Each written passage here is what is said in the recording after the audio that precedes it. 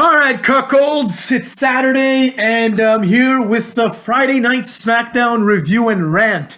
Had some problems in my apartment, and the plumber had to come and fix my sink. So I've been dealing with that all day, and I did not have the chance to record this. Now, I could have recorded this while he was here, except then he'd hear me, and my identity would be revealed, motherfuckers. You know what I'm saying? My mystery opponent would be revealed as myself. So anyways, without further ado, let's get to this bullshit episode of Smackdown. It was garbage. All right, the show starts out. Baron Corbin comes out. No one cares at all. Baron Corbin's theme music, since he became King of the Ring, is a mix of this like royal theme, like dun dun dun, and then all of a sudden it just cuts into his own theme song, right? This makes absolutely no sense whatsoever. He just comes off as lazy. The CFOs, or whatever those two douchebags are that make the music, they don't give a shit, man. I could see these guys in the back, one of them being like, all right, here's where we're going to cut into, like, the King music, and here's where we're going to cut into the Baron Corbin music. So they probably alternate, and they look at each other, like, kind of in like a weird gay way, and they're like, yeah, we did a good job here. And the song sounds like shit. None of it makes any sense. Like, it doesn't cut into place where it's supposed to. They do this with tag teams too, like Dolph Ziggler and Bobby Roode. Their theme is like a mix-up of their two themes. What the hell? You know, how about come up with either a new theme or take one of their themes and make that the team's theme? So anyways, they came out. It was a complete waste of time. Roode and Ziggler were there as well. I don't really see the point of this whatsoever. Roode and Ziggler keep saying that their spot was taken. It should have been them. As part of the Survivor Series team, but instead it's Shorty G and Ali. Wait a second. Did I say Ali? I meant Mustafa Ali, fuckers. He's now back to being Mustafa. Maybe in a couple of months, they'll drop the Ali and he'll just be Mustafa. And then after that, they'll just call him Stafa. You understand me? But they're in the Survivor Series team, and Roode and Ziggler want to be in the team instead. So they complain, right? And then Baron Corbin calls out the big dog, Roman Reigns, and says Roman Reigns sucks. And Roman Reigns he pretty much cuts the same promo that he cut last SmackDown, basically saying that he's not good anymore, right? And this time he brings out this dog mascot, this big dog mascot, and the dog comes out to Roman Reigns' theme song. He's wearing a Roman Reigns shirt, and instead of like the real theme song, there's like intermittent Chihuahua-esque barking, right? So like, you know how the Roman's theme song is like da-dun, da-dun. Instead of that, it's like to that, cadence, except a dog is barking. And this is just embarrassing, man.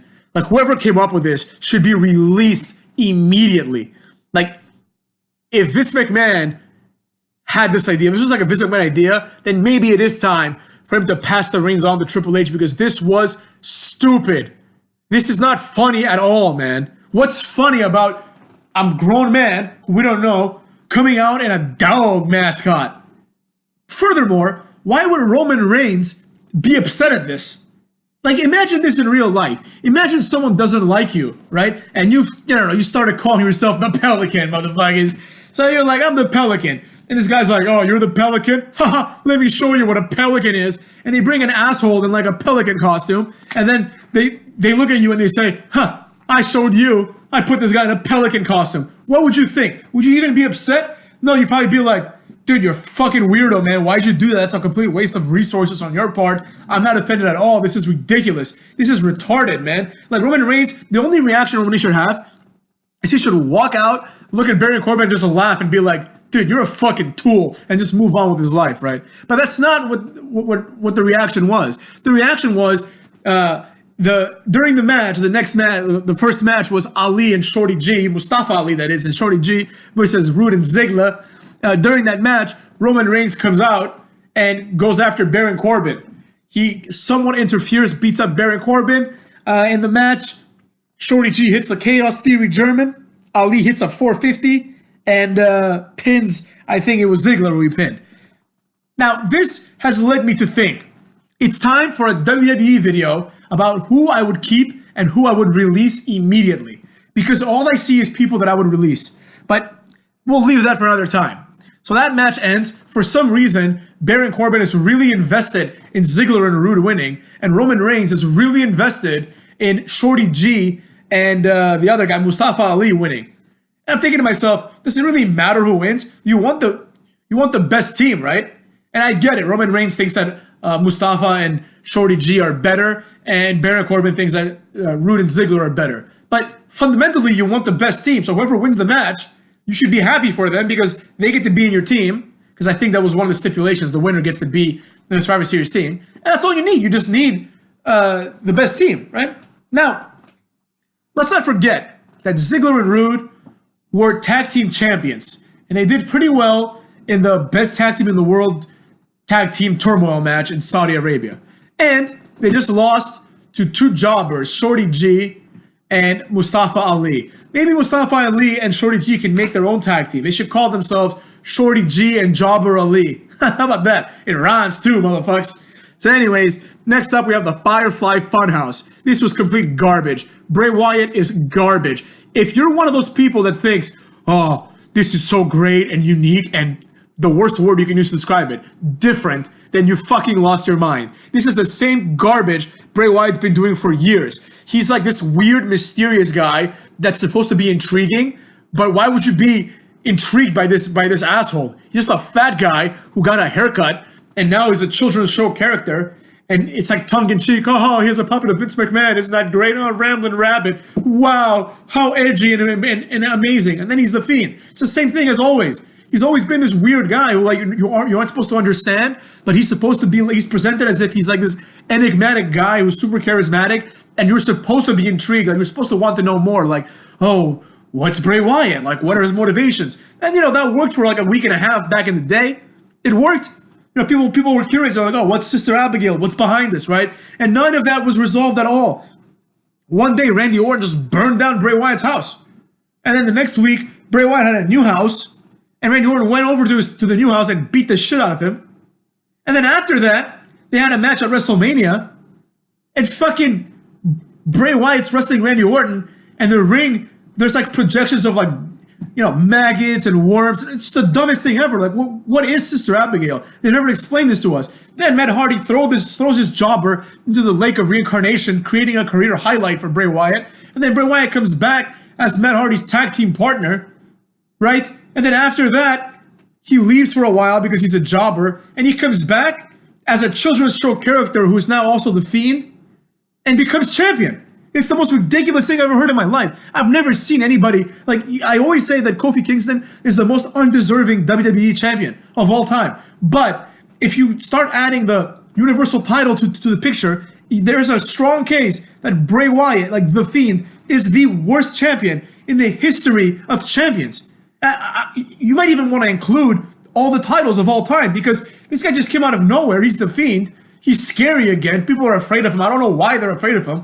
Like, he doesn't do anything that's different. He just goes and attacks people from behind and no-sells finishing moves, right? It doesn't mean that he's like this super tough guy. Just hit him in the head, give him a stunner, he'll go down. Yeah, he won't go down through the stomp because Seth Rollins is a cuck, but give him a real man's move and it'll be over. So that's what I got to say about that. So Bray Wyatt is doing a little Firefly Funhouse promo, and he just he spins around, and now he's wearing magician's clothes, which is even worse than before, and he casts a spell on the title, and all of a sudden the title's blue. This is how they introduce the fact that now, like, the Ultimate Jobber title, the Universal title, is firmly and squarely on Smackdown, and the title is now blue.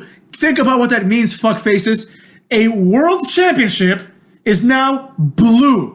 You understand what I'm saying? This is supposed to be like on the same level. This is a title that is main event at WrestleManias, and it's now blue. It's even red was bad enough, but at least red is like a masculine color, and it's like blood red, and it's just a powerful color. And blue is just like, it's blue.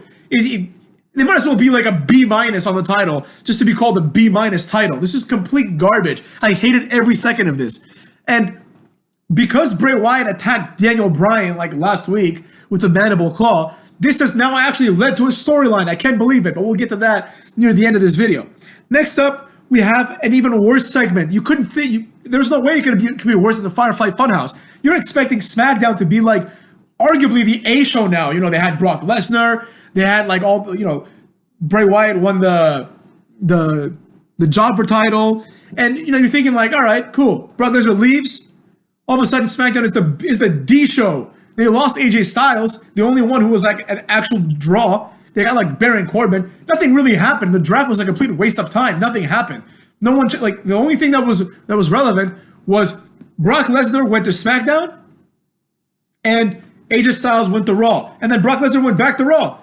So who cares? Oh, the Fiend is now in SmackDown. Baron Corbin, who gives a shit? I thought that SmackDown was actually going to get a push as the A show by virtue of the fact that they had this big deal with Fox. Not only that, it has deteriorated significantly, and it's not even SmackDown Live anymore.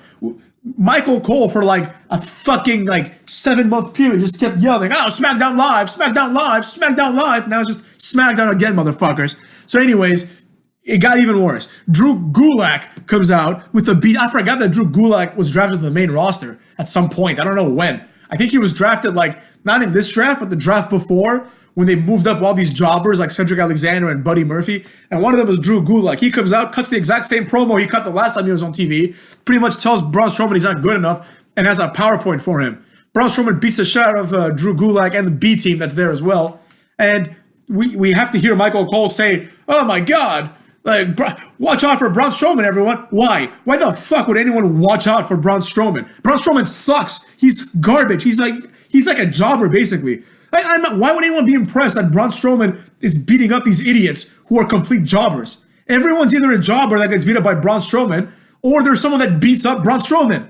Everyone of value has beaten him up. Tyson Fury beat him up. Fucking Seth Rollins beat him clean. Right? Who else? Brock Lesnar beat his ass. He just keeps losing. He's just a complete jobber. There's nothing great about Braun Strowman anymore. At like 2 Survivor Series ago, he was knocking people out, slamming people. He had that good year when he went to like Saudi Arabia and won the biggest Royal Rumble, whatever the fuck they called it, And you were thinking like, okay, this guy's gonna get a push. Then he's at WrestleMania. He's teaming up with Nicholas, the undefeated guy who has a better record than fucking Undertaker at WrestleMania. If you think about it. He teams up with Nicholas, beats some tag team. I don't remember who the tag team was. He beats the then tag champions, probably like Revival or some bullshit like that. He beats them up, becomes like a champ with Nicholas, and then he just becomes a jobber. Who gives a shit about this guy? He comes out and he beats up these 3 jobbers, and we're supposed to be impressed by this, right? Like, why the hell would, I don't know, anyone from Team Raw care about Braun Strowman? Half of them, like Seth Rollins, beat him clean. So Michael Cole being like, Team Raw better be worried. Why would they be worried? Seth Rollins beat his ass. Why would Team Raw be worried at all? Just send in Seth Rollins, have him beat Braun Strowman again, problem solved. So anyways, I didn't like this at all. Afterwards, they had a backstage segment. Sami Zayn tries to recruit Daniel Bryan to his new stable with Cesaro and Nakamura, which this stable has potential because it's like 3 underused guys. Two underused guys. One underused guy, Cesaro, with Nakamura, who's like tolerable, and Sami Zayn, who's the worst wrestler of all time. So, but there's something there. They look different. If they get a push, it could be fun. But Sami Zayn tries to recruit Bryan again, and Bryan's like, "Yo, man, if you want me so bad, if you have my back, how come when the Fiend mouth raped me with his fingers, you were nowhere to be seen?" Sami Zayn's like, "I thought you were running with me." A complete waste of time. Then Bryan suggests that Sami Zayn goes and recruits Braun Strowman. Sami Zayn starts saying Braun Strowman's a jobber. Braun Strowman appears. Sami Zayn takes back his words. Nakamura is staring down Braun Strowman like he's going to do something, right? Complete waste of time. No one cares at all. Everyone in this segment should be released immediately. Maybe you can keep Daniel Bryan just because he's still over to an extent, but everyone else should just be released. Although I am looking forward to the Nakamura, Roderick Strong, and AJ Styles match. I think that's going to be one of the best matches of the year, if not honestly ever. Like if they let AJ Styles do the moves that he's supposed to do, and they have him do some like segments with Roderick Strong, Nakamura is good enough to fill in the gaps when AJ Styles and Roderick Strong are doing the actual moves. He can be there and kind of like help out, and that could be something good. So there you go. Next, they cut to the ring immediately after this, where Big E is straddling the ropes in like the weirdest way ever. He just looks like he's about to take a dig in his pussy. You know what I'm saying? That's just what he looks like. Straight up, man. This is fucking stupid. I get it. The New Day is not serious. They're not real men, let's be honest, right? Big E, who looks like a monster, acts like a flagrant weirdo, not in the cool Velveteen way, but in like the weird way. Like he's like spreading his legs every chance he gets. This guy's spreading eagle. Spread eagle. Drop down and get your eagle on, girl. Straight up, man. Every time. I don't get it. He does doing splits, spreading his legs, opening his asshole. This guy's just weird, man. I am not digging the New Day anymore. They need to get the hell out of here. Now, they were cool for like week and a half when they were like unaware heels. Then they became complete jobbers. Speaking of complete jobbers, this match ends because the Undisputed Era interferes. It was New Day versus Revival. It ends, Undisputed Era comes in, then they get like chased out of the arena by a bunch of SmackDown jobbers, half of whom were in NXT like 4 months ago. And all of a sudden they're like loyal, blue brand, whatever. Anyways, after that we have Heavy Machinery versus two jobbers who didn't have names. One of them was named Kip. And Corey Graves says, have you ever met a guy named Kip that's a tough guy, Michael Cole? Michael Cole's like, no, I never have. How about Billy Gunn, who when he was in TNA was known as Kip James, motherfuckers. If Kip James was around now and he was in his prime, if Billy Gunn was in his prime right now, he would be the best wrestler in the WWE. I'm not even joking. It would be like him and Randy Orton, basically, would be the only wrestlers that look like men. Everybody else is a fucking loser. So there you go. Kip James would beat the shit out of Corey Graves and Michael Cole if he felt like it. So that's what I got to say about that. The match was complete garbage. Now, the tag team division in SmackDown and in Raw, either every team is like getting a push, right, and has no storylines whatsoever, or they're jobbers. That's the only explanation. This whole big team beating up jobbers thing has been done to death recently. You know, I'm cool with having a squash match, but you don't need like local city jobbers. Have them beat the Revival. Who cares? That's how you make tag teams good. If you remember back in the day, when the women's title was on Raw before they had the Divas title, right? Like the women's championship, every couple of months there'd be a new challenger for the championship, right? And this challenger would just go on a winning streak. So I remember one time it was Victoria. Victoria was a jobber for like the last year, and then she came back and started beating people left and right.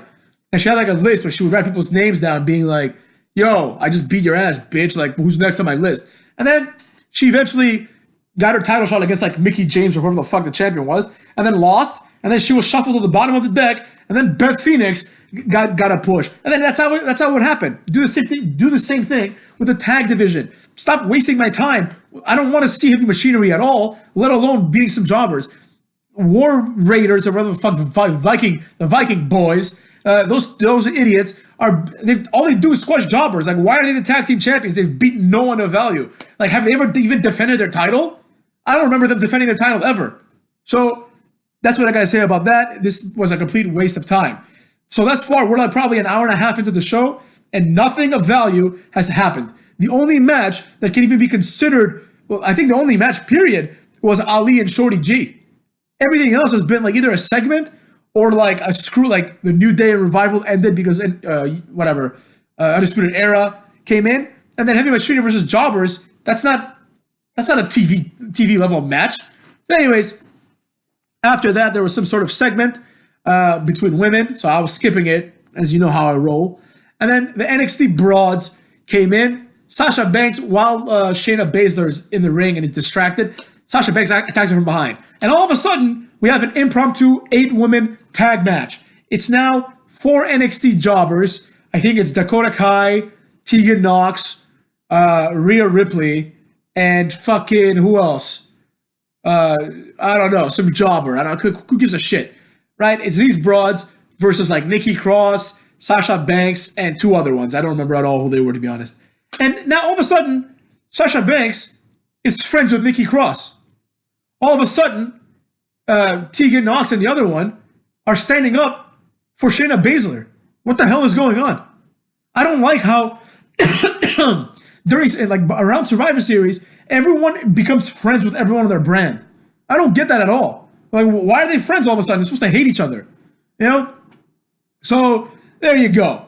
All of a sudden, Nikki Cross, who's been a thorn in Bayley's side this week and like I think last week as well, all of a sudden she's teaming up with Sasha Banks and their friends, and they beat the NXT jobbers. Then more jobbers come out and they have like a mini brawl. The NXT people run away. Great, another complete waste of 15 minutes of my life. Finally, I'm thinking the show is over now, but no, there's still like 10 minutes left. So I'm pressing fast forward to get past the commercial, and all of a sudden, Miz comes out. Miz TV time, fuckers. As if this show needed anything else. Miz TV comes out, the most inorganic segment of its sort. Miz comes out, Brian comes out.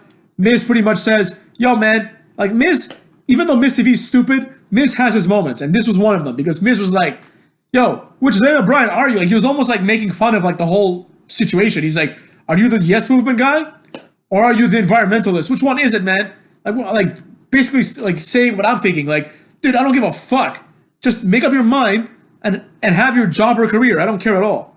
So Daniel Bryan is like, "Oh, I'm mentally unstable. I'm so mentally unstable that I kicked AJ Styles in the balls and became champion." And I'm like, dude, you're just a heel. You're not mentally unstable. And then Bryan's like, "I'm so mentally unstable that I killed the Yes Movement. I could have written that out like my entire career," or some garbage, right? And like, does he think we're idiots? Of course he's gonna bring back the Yes Movement.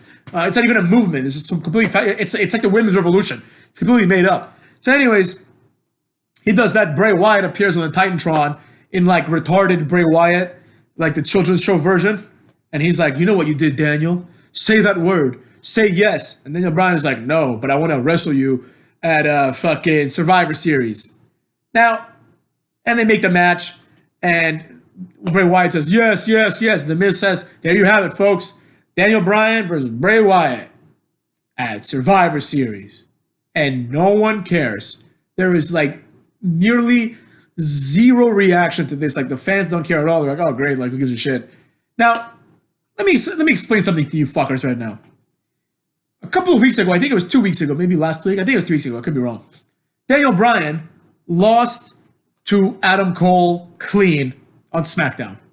Okay, so let's keep that in mind. So if we were drawing a diagram here, it would be Adam Cole above Daniel Bryan, right? The hierarchy, the recent hierarchy is Adam Cole is better than Daniel Bryan, right? Daniel Bryan is now like at the bottom of the hierarchy that I'm gonna construct. Above him is fucking Adam Cole. Next, on a separate hierarchy, we have Seth Rollins, right? Beat Brock Lesnar. Seth Rollins beat Brock Lesnar. Brock Lesnar, when he last wrestled Daniel Bryan, beat Daniel Bryan. Bray Wyatt beat Seth Rollins. Bray Wyatt beat the guy that beat Brock Lesnar clean. And Bray Wyatt not only beat him, but whooped his ass, right? He beat him arguably 2 pay-per-views in a row. I mean, Seth Rollins got disqualified, so I guess the Fiend wins by disqualification or Hell in a Cell or whatever, no contest. But even if it was a no contest, after the match, the Fiend beat Seth Rollins' ass. Then he beat him for the title in Saudi Arabia.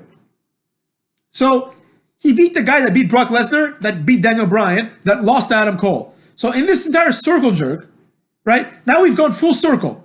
And Daniel Bryan, who's lost to everyone, now, specifically who's lost to Adam Cole, who's the NXT guy, he now somehow gets a title shot against The Fiend, who destroyed Seth Rollins, who was like the number 1 guy last year, or this year rather, sorry, right? This makes no sense. How can I believe that Daniel Bryan, who can't beat fucking Buddy Murphy 5 weeks ago, is now in the main event? Why isn't Buddy Murphy in the main event? Because Bray Wyatt attacked Daniel Bryan, and because they want to do this like story where Daniel Bryan turns face again because this heel run has been completely atrocious? I don't get it. What's the point? I don't understand. So there you go, motherfuckers. This was a complete waste of time. Nothing was furthered in this entire episode. The whole brand supremacy thing is overplayed, and I'm sick and tired of fucking NXT. Oh, I hope they have an invasion angle. Invade what? What are they invading? What is there to invade? There's nothing to invade.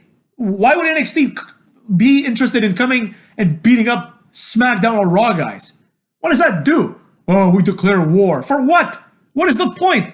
When the first time they did this, which was at Survivor Series many years ago, like 2005 or 2006 or something, right? When Rey Mysterio, I think I agree, basically like Eddie Guerrero had just died, and Randy Orton took his spot. And there was a legitimate storyline between SmackDown and Raw. And the storyline was this. The Raw announcers kept talking shit to Michael Cole and Taz. And they kept saying, like, oh, Raw is like so much better than SmackDown. The B show, Edge called SmackDown a sinking ship, you know, when he was on Raw. There was this, like, there was a actual, like wrestlers did not want to be on SmackDown. When Booker T and the Dudleys were traded, the three of them were traded for Triple H to SmackDown, Booker T cut a promo being like, yo, I didn't want to come to SmackDown. You know, I was on Raw, which is the A show. Now I'm on SmackDown. I don't want to be on the B show, right? There was this entire, like, narrative that SmackDown is the clear B show. The clear B show. And the Raw wrestlers would just talk shit about SmackDown. And then JBL and the SmackDown guys took JBL's limo and went to Raw, right? And in there, they got attacked, they got humiliated, and they had like a legitimate war. So SmackDown felt, even though there was no faces and heels, they felt like they were the faces because they were just talked down to this entire time. Whereas NXT just got like a big TV deal. No one's talked shit to them. People keep saying how NXT is great, basically. We have people like Finn Balor going back to NXT and not treating it as being demoted. Finn Balor comes in there and treats it like it's just like the right move in his career. Triple H has the audacity to go to Seth Rollins and be like, "Oh, you don't know what's next for you? Guy who won the Royal Rumble and won the Universal title at WrestleMania. Why don't you come to NXT?" Right? So NXT is not treated as the jobber show that it is. And so why are they mad? Who pissed in their cereal? Tommaso Ciampa comes in and beats the Miz. The NXT champion beats Daniel Bryan. So why is NXT pissed? I don't understand at all. No one went to piss in their shoes. They just pretty much came and they're like, we declare war. Why? Why do you declare war? And if you declare war, why are you the good guys? Why is NXT treated like the faces? They're the ones that get cheered. No, fam. That's fucking stupid. So anyways, this show was one of the worst SmackDowns I've ever seen in my life. I'm not even exaggerating. Like, I say that a lot of times, but this really was one of the worst SmackDowns I've ever seen. And when I said if Billy Gunn was in WWE right now, he would be the WWE champion, in my opinion, I meant it. He's better than almost everyone they have. So there you go. That's what I gotta say about that, motherfuckers. Now, with that being said, be on the lookout for a nice little video about whether we should keep or we should release everyone in WWE, going through the roster person by person. And unlike the NXT video that I made a while ago, where I just talk a little bit about why everyone's a jobber, this time I'm going to talk about why they're a jobber, and I'm going to say, time to get released, motherfuckers. So there you go, motherfuckers. Keep that in mind, and I'll see you soon.